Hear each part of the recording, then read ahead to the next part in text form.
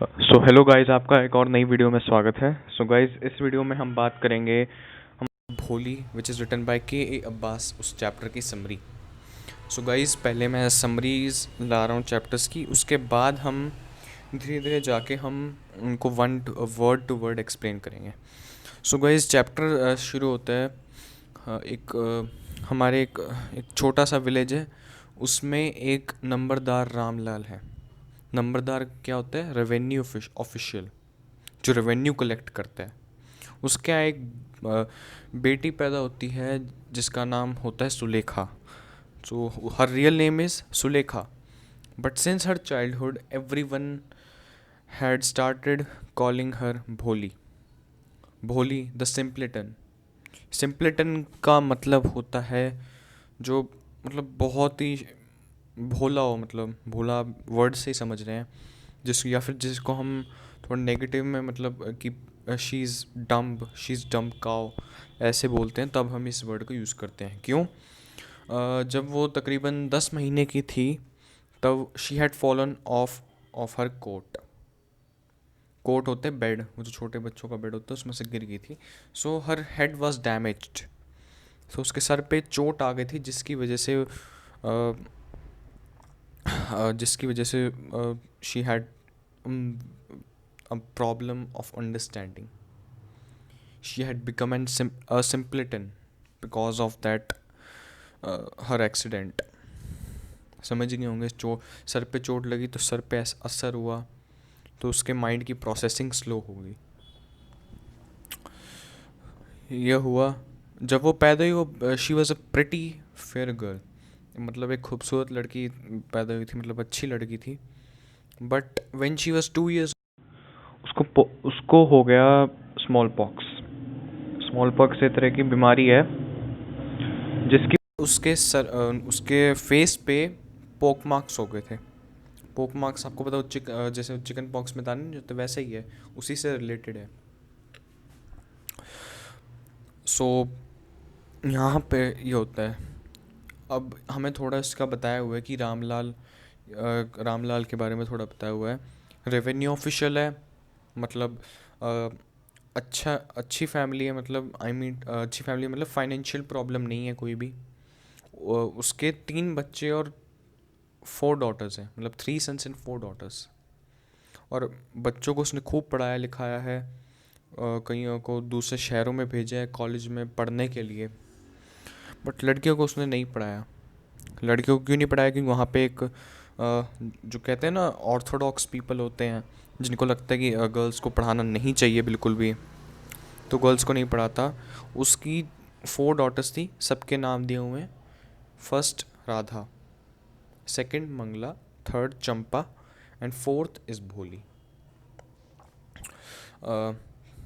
जो उसकी 4 डॉटर्स थी उसमें से 3, मतलब जो मैंने बताए, राधा, चंपा, और the third one, these 3 all are very beautiful. मतलब इनके लिए शादी मतलब दूल्हा ढूंढना इतना मुश्किल काम नहीं था, बल्कि इनफैक्ट जो सबसे बड़ी थी राधा, उसकी शादी हो चुकी थी, और मंगला की शादी ऑन द वे थी, मतलब शी वॉज एंगेज्ड। और चंपा की नहीं हुई थी, बट थोड़े टाइम बाद उसकी भी हो जाएगी। मतलब सबके, मतलब तीनों के लिए दूल्हे ढूंढना आसान था एक्सेप्ट भोली, because she was neither intelligent nor beautiful. ना वो सुंदर थी, ना उसमें कोई ज़्यादा दिमाग था। सो एक दिन एक गर्ल्स का प्राइमरी स्कूल का इनाग्रेशन हुआ उसी विलेज में। सो वहाँ पे तहसीलदार आए थे इनाग्रेशन के लिए, तो वहाँ पे रामलाल भी था। He was a revenue official, so he was also there present. So tehsildar ने रामलाल को कहा कि as you are a revenue official, you should set an example for the villages by sending her daughters to school. कि अपनी बेटियों को school भेज के पूरे विलेज में एक करो एग्जाम्पल सेट करो। सो घर पे जब उसने ये बात बताई अपनी वाइफ को, so she she reacted vigorously. वो कहती, अरे लड़कियों को कौन पढ़ाता है, मतलब वही ऑर्थोडॉक्स थॉट्स, लड़कियों को कौन पढ़ाता है, लड़कियों को पढ़ाएंगे तो उनकी शादी कैसे होगी। So, ये सुन के रामलाल कहता है, यार मैं बट तहसीलदार का हुक्म नहीं टाल सकता। तहसीलदार तहसीलदार को हम इसकी बात ना मान के उन्हें डिसरिस्पेक्ट नहीं कर सकता था। सो तो थोड़ा सा सोच के उसकी वाइफ ने उसे आइडिया दिया कि हम भोली को स्कूल भेज देते हैं, कि ना वो सुंदर है ना वो इंटेलिजेंट है, तो उसके लिए कि लड़का ढूंढना बहुत ज़्यादा ही मुश्किल होगा। सो तो उसने सोचा कि हम क्यों ना स्कूल भेज के टीचर्स को इसकी ज़िम्मेदारी सौंप देते हैं। ज़िम्मेदारी मतलब ये नहीं कि उन्हीं को दे दिया पूरा, मतलब उसके काम की ज़िम्मेदारी स्कूल वालों को थोपने की सोची। सो यहाँ पे फिर अगले दिन वो उसे स्कूल लेके जाती है, उसका हाथ पकड़ के उसे लेके जाती है। तो भोली तो शी वॉज अ डम cow, she didn't know what understand what a school is. तो नहीं पता था स्कूल कहाँ है। तो वो उसे हाथ पकड़ के ले जाने लगा तो वो रोने लगी, कहती वो डर गई। शी वॉज स्केयर्ड, क्योंकि उसने एक कंपैरिजन किया, क्योंकि उनके पास पहले एक काऊ थी लक्ष्मी। इसका कोई ज़्यादा डिस्क्रिप्शन नहीं है, थोड़ी सी बात बताइए कि जब वो उसे लेके जा रहा था तो भोली को ऐसा लगा जैसे कुछ दिन पहले हमारी काऊ लक्ष्मी को कि उसका रामलाल लेके गया और वो उसे बेच के आ गया। तो भोली को लगा उसके साथ भी वही हो रहा है। सो ये देख के रामलाल कहता है कि तुम इतना पागलों वाला रिएक्शन क्यों दे रही हो, मैं तुम्हें सिर्फ स्कूल ही ले जा रहा हूँ। फिर रामलाल अपनी वाइफ से कहता है कि इसको अच्छे से ड्रेस्ड करो, मतलब इसको कॉम वगैरह करो, ऑयल ऑयल करो और अच्छे कपड़े पहनाओ, ताकि वहाँ के टीचर्स को, वहाँ पे जो उसके क्लासमेट्स हैं, बैचमेट्स हैं, उनको ये ना लगे कि कि उसके पेरेंट्स का मजाक ना उड़े। क्योंकि ऐसा होता है कि अगर बच्चों को अगर ऐसे कपड़े वो करते हैं तो पेरेंट्स की डिसरिस्पेक्ट होती है। मतलब कि उन्होंने अपने उसके लिए किया, अदरवाइज़ उन्होंने उसके लिए कोई वैसा वो नहीं किया था। सो कहानी आगे बढ़ती है। सो उसे उसे वेल ड्रेस करना है, बट उसके लिए कभी नए कपड़े नहीं खरीदे गए।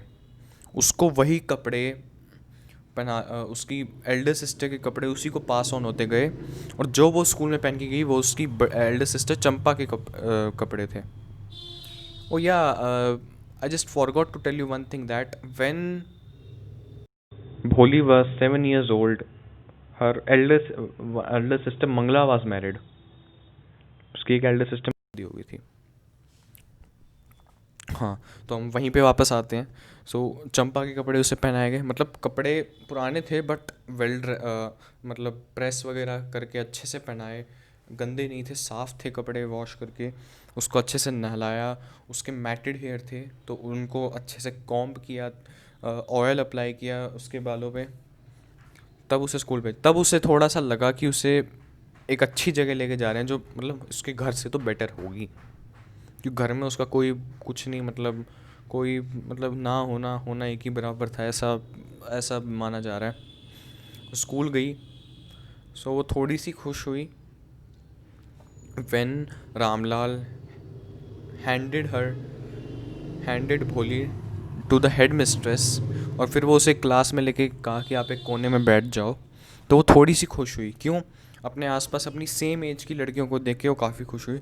उसे लगा उनमें से कोई एक आध मेरी दोस्त बन जाएगी, क्योंकि घर में उसका कोई फ्रेंडली नेचर नहीं था, कोई ज़्यादा टॉक नहीं होती थी, सब उसे एक तरह से इग्नोर ही करते थे। बट जब टीचर पढ़ा रहा था तब उसका ध्यान कुछ पिक्चर्स में था। Pictures like horse, cow, parrot and या हॉर्स, काउ, पैरेट। सो उसने उसने उनको अपनी चीज़ों के साथ कंपेयर करने लगी, मतलब अपने कुछ जो उसने देखा उसमें हॉर्स की फ़ोटो थी, तो उसने कहा ये तो वही वैसा ही हॉर्स है जिसमें तहसीलदार आए थे स्कूल का इनाग्रेशन करने। काऊ को देख के उसे अपनी लक्ष्मी काऊ, जिसकी लक्ष्मी थी काऊ, उसकी याद आ गई। और पैरेट कहते हैं जो मैंने मैंगो ऑर्चर्ड में देखे थे वैसे ही हैं ये पैरेट्स। ओके। सो टीचर जो पढ़ा रहा उसे कुछ समझ नहीं आ रहा तो उसका ध्यान भटक गया। फिर थोड़े टाइम बाद टीचर उसके पास पहुंच गया, मतलब स्माइल कर रहा है उसके आगे आकर। सपोज से उसका नाम पूछती है क्या व्हाट्स योर नेम। हाँ, एक I just forgot to tell you one thing that stammered. जो उसके सर पे चोट लगी उसकी वजह से मतलब उसका थोड़ा पर्सनैलिटी थोड़ी सी डाउन हो गई थी। वो ढंग से बोल नहीं पाती थी until she was 5 she couldn't speak. जब तक वो 5 साल की नहीं थी तब तक वो बोल ही नहीं पाती। जब 5 साल की उम्र में उसने बोलना स्टार्ट किया तब वो अटक अटक अटक के बोलती थी। ही स्टैमर्ड। सो यहाँ पे भी यही है कि वो स्टैमर करती है, भ भ भ भो भो भो। वो पूरा नाम नहीं बोल पाती और बीच में ही रोना शुरू कर देती है। सो सारी लड़कियां जो क्लास में थी वो उसके ऊपर हंसने लगती हैं। फिर टीचर चली जाती है, वो अपना दोबारा पढ़ाने लगती है। भोली अपना अपना सर नीचे झुका लेती है, ऊपर करने की हिम्मत नहीं करती क्योंकि पता है सब उस पर हंस रहे हैं अभी भी। सो क्लास ख़त्म होती है, स्कूल की छुट्टी होती है, सारी लड़कियां दिस करेड आउट, सारी चली जाती हैं। भोली कहीं नहीं जाती, भोली वहीं पे पड़े पड़े रोती रहती है। सो दोबारा टीचर उसके पास गया, बट बहुत ही अच्छी सूदिंग वॉइस मतलब जो जब कोई रोता है बच्चा तो मदर या कोई भी एल्डर सिस्टर कोई भी उसे चुप करने के लिए बहुत ही अच्छी आवाज़ में जो कंसोल करते हैं उसको हम सूदिंग कहते हैं। तो वो उसे सूदिंग वॉइस के थ्रू मतलब बहुत अच्छी, मतलब ऐसा लग ही नहीं था कोई सा ऑर्डर दे रहा, बहुत पोलाइटली उसने उसको कहा जस्ट स्टैंड अप। सो वो खड़ी हो गई, कहती now tell me your name. फिर वो दोबारा स्टैमर करके भ भ भ भ भो भो भो भोली भोली ऐसे करके वो एंड में बोल ही देती है अपना नाम कि दैट हर नेम इज़ भोली। वो भोली उसने बता दिया। फिर हर टीचर अप्रिशिएटेड हर, उसे अप्रिशिएशन कभी नहीं मिला आज तक, वो पहली बार ने उसे अप्रिशिएट किया। कहते वेरी गुड, तुमने बहुत अच्छे अपना नाम बोल ही दिया, बस ऐसी एफर्ट्स मारने हैं। मतलब कहती है I will mentor you to grow your personality. कहती मैं तुम्हारी हेल्प करूँगी हर चीज़ जो अचीव करने में। वो उसे एक बुक देती है जिसमें वही पिक्चर्स होती हैं, उनके साथ लेटर होते हैं। जैसे वो हमारी अल्फ़ाबेट की बुक नहीं आती थी जब हम बच्चे थे, ए के आगे एप्पल, बी फॉर बॉल, ऐसे E for elephant, P for parrot, ऐसी बुक्स आती हैं। सो ऐसी ऐसी बुक्स उन्हें देती हैं। कहती विद इन 1 मंथ इसे ख़त्म करना है तुम्हें, इसके बाद मैं तुम्हें और दूंगी, और ऐसे ऐसे करते मैं तुम्हें देती जाऊंगी, जिससे ऐसा टाइम आएगा तुम उस गांव में तुमसे ज़्यादा पढ़ा लिखा कोई भी नहीं होगा, तुम सबसे ज़्यादा पढ़ी लिखी होगी। Then she suddenly found a ray of hope, क्योंकि हमेशा उसे डीमोटिवेट किया जाता था। ये फर्स्ट टाइम था कि किसी ने उसे मोटिवेट किया कि अगर तुम अच्छे से करोगी, पढ़ोगी, लिखोगी तो तुम्हारी स्टैमरिंग भी ख़त्म हो जाएगी हमेशा के लिए। सो उसने अपना सर ऊपर झुकाया, एज ऐसा लगा कि मतलब बोला नहीं उसने, ऐसा लगा कि क्या ये सच में हो सकता है, जैसे हम कई बार सरप्राइज में करते नहीं, क्या ये हो सकता है। So this was kind of thing. So वो कहती हाँ it's possible, you can obviously do it. So but for that you have to come school regularly early in the morning, तुम्हें रोज़ स्कूल आना है सुबह सुबह। सो वो पूछते विल यू कम, कि तुम आओगी कि नहीं। वो अपना सर झुकाती है, कहती नहीं तुम बोलो, जस्ट स्पीक। वो कहती यस शी विल। फिर ऐसे ऐसे करके अब कहानी का दूसरा पहलू शुरू होता है।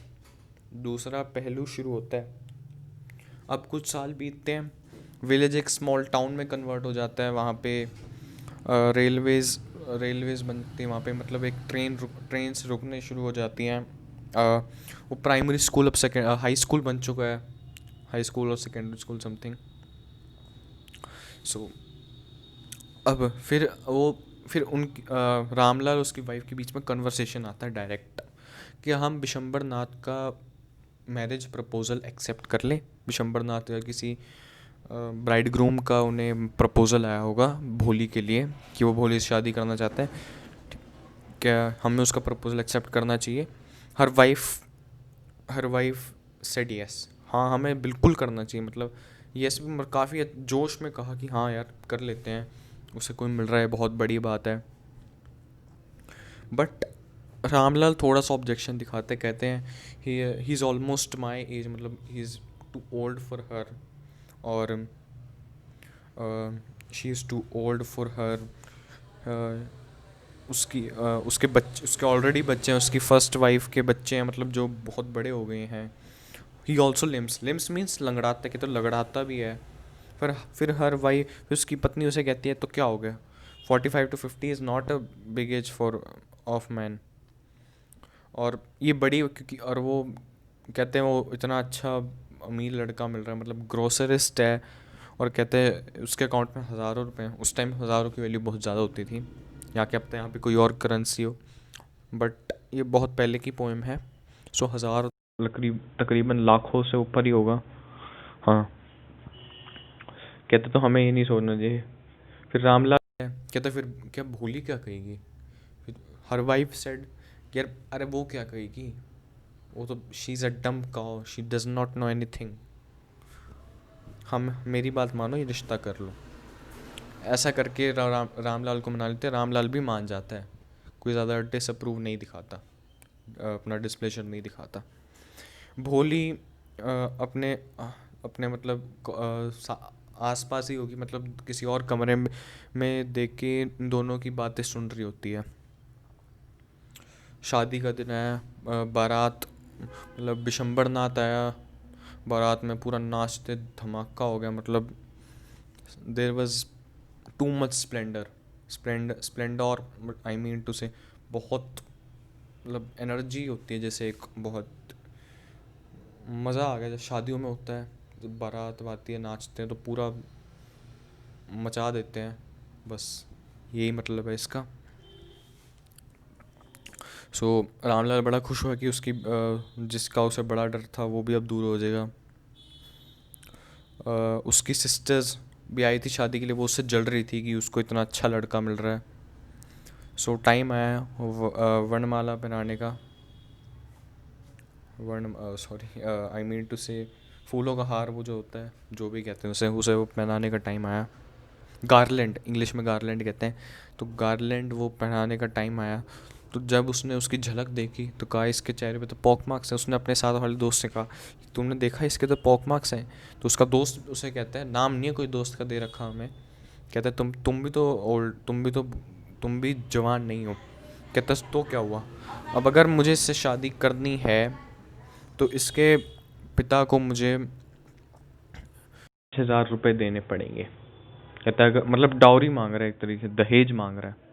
पहले दहेज नहीं मांग रहा था, पर मार्क्स देखे उसने दहेज लेने का वो कर लिया कि 5,000 रुपये देने पड़ेंगे, which is a very very big amount in those days. फिर वो हिंदी फिल्मों का सीन हुआ, बहुत बार देखा होगा आपने, कभी ऐसे एट अ टाइम कोई डाउरी मांगता है तो क्या करते हैं, पिता आता है अपनी पगड़ी उतार के रख देता है उसके पैरों पे, कहता है हमें डिस्ग्रेस मत कीजिए, कहता है मतलब बी कंसिडरेट, थोड़ा सोच समझ के अमाउंट मांगिए, 2,000 ले लीजिए। कहता नहीं 5,000 दो, कहता प्लीज़ इतने में कर दीजिए, नहीं तो मैं किसी को मुंह दिखाने के लायक नहीं रहूँगा। कहता है फिर 5,000 रुपये दो। वो बेचारा निराश होकर वो 5,000 रुपये लेके आता है अपने अपने घर से जाके 5,000 लेके आता है। फिर वो जो लालची होता है वो खुश हो जाता है, उसका एक्सप्रेशन बदल जाते हैं। फिर वो गारलैंड लेता है, फिर वो उसे पहनाने जाता है। भोली का बड़ा ही अलग रिएक्शन था, मतलब ना ज़्यादा ना कोई ऐसा गुस्सा था, बट एक कोल्ड टेम्प्ट था।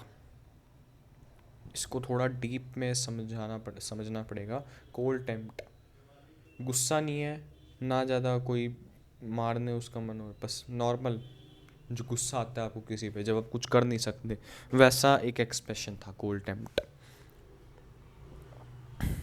मतलब ऐसा आपने देखा होगा फिल्मों में, जब भी ऐसे कुछ दुल्हन का वो व्हील होता है, VEIL, जो घूंघट होता है वो उठाने जाता है, तो दुल्हन का चेहरा झुका रहता है, बट उसका नहीं झुका हुआ था, उसमें कोल्ड टेम्प था, दिख रहा था साफ। और जैसे ही वो उसे पहनाने जाता है वो अपना हाथ ऐसे करती है, मतलब की तरफ हिलाती है, तो गार्लैंड उड़ जाता है, गार्लैंड उड़ जाता है। फिर क्या होता है, कहती I will not marry this man. सब शॉक हो जाते हैं। और एक और कमाल की बात है, इस बार वो स्टैमर भी नहीं करती। She didn't stammer this time. कहती I will not marry this man, this greedy man, कि जो दहेज ले रहा है ये, कि मैं शादी नहीं करूँगी। तो आसपास वाले आपको पता ही है, मोहल्ले वाले होंगे, पड़ोसी होंगे, इनको तो कमेंट्स पास करेंगे, कहेंगे कितनी बेशरम लड़की है, कोई लिहाज नहीं किसी का। कहती मैं इस आदमी से शादी नहीं करूँगी जो मेरे पिता को डिसरिस्पेक्ट कर रहा है, जो डाउरी ले रहा है। फिर उसका पापा कहता है क्या तुम्हें हमारी इज़्ज़त की कोई कदर नहीं? कहता आपकी इज़्ज़त की खातिर ही मैं शादी करने के लिए तैयार हुई थी, बट अब नहीं। अब डाउरी मांग के इसने बहुत she he has crossed his limits. So कहते हैं I will not marry this man. So एक ओल्ड आंट कहती है what a shameless girl, she has no regard for us, for her family. फिर वो कहती है हम तो तुम्हें एक बहुत ही सीधा साधा समझते थे। कहते हाँ। फिर भोली रिप्लाई करती है, कहती हाँ तुम यही समझते थे कि मैं एक पागल गाय, मतलब गाय के समान वो हूँ। Anybody can fool me now, but but now she had become an intelligent girl, intelligent, confident. There are many words to describe her that attitude. कहती है हाँ पहले आप मुझे ये समझते थे, but now I am this. आपको और कुछ सुनना है या और आपको कुछ बताऊँ इस बारे में? कहती कि तुम मुझे इससे शादी के लिए कह रहे हो जो जो डाउरी मांग रहा है, who is also much older than.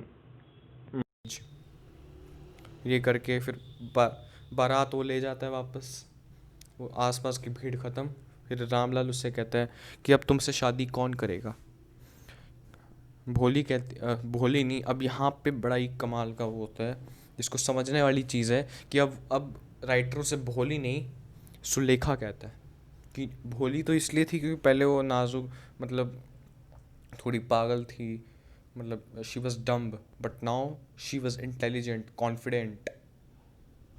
कहती सो इसलिए अब उसे उसी के ओरिजिनल नेम से ही बुला रहा है, सुलेखा।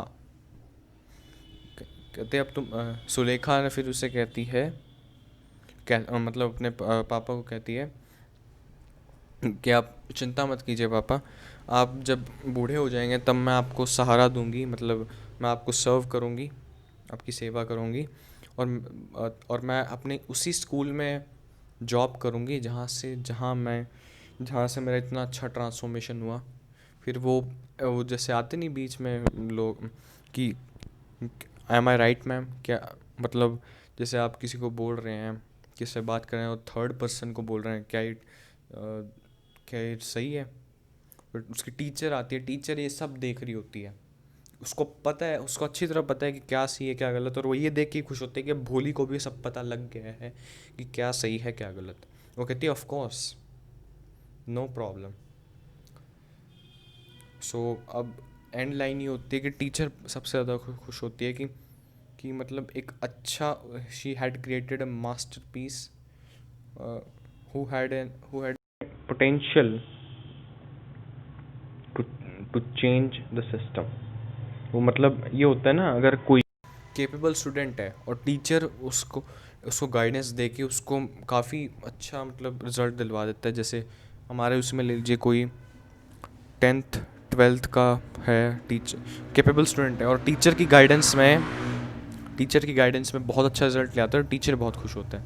सो यही यहीं पे चैप्टर ख़त्म होता है। सो गाइज़, अगर आपको मेरी वीडियो पसंद आए तो इसे लाइक करें, कमेंट करें, शेयर करें, मेरे चैनल को सब्सक्राइब भी करें और अपने दोस्तों के साथ शेयर ज़रूर करिए ताकि वो भी इस लेक्चर का मज़ा उठा चुकें। सो गाइज़, हम जल्दी इसके word line to line explanation पे भी जाएंगे। तब तक आप बने रहिए हमारे चैनल पर। Bye guys. हाँ यार, हाँ आ रहा हूँ खाना खाने। चलो गाइस, बाय।